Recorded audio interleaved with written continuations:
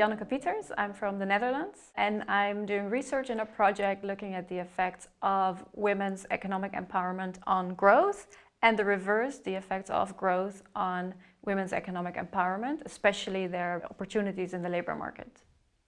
When we think about the link between growth and women's empowerment, we like to think that the opportunities women get to work in jobs that they like and that can earn them a decent living, that's a very important channel for their overall empowerment.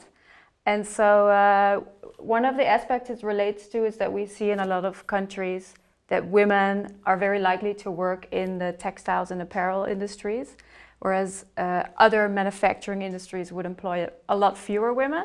Men and women are just, to some extent, in very different parts of the economy.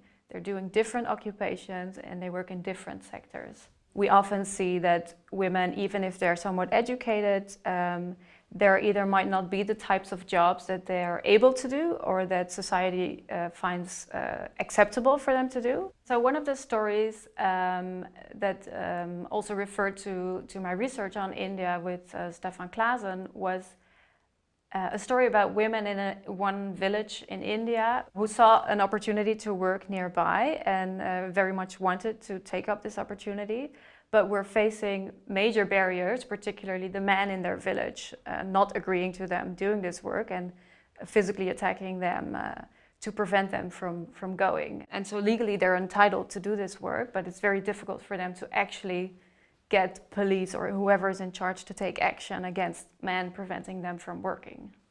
While working on India, I noticed this declining labor force participation rate of women, despite the economy growing quite fast. And so that's quite a striking thing, and it's very interesting to try and dig into why that is the case. We would really like to learn under what circumstances growth does translate into better labor market opportunities for women, and when it doesn't, and also why.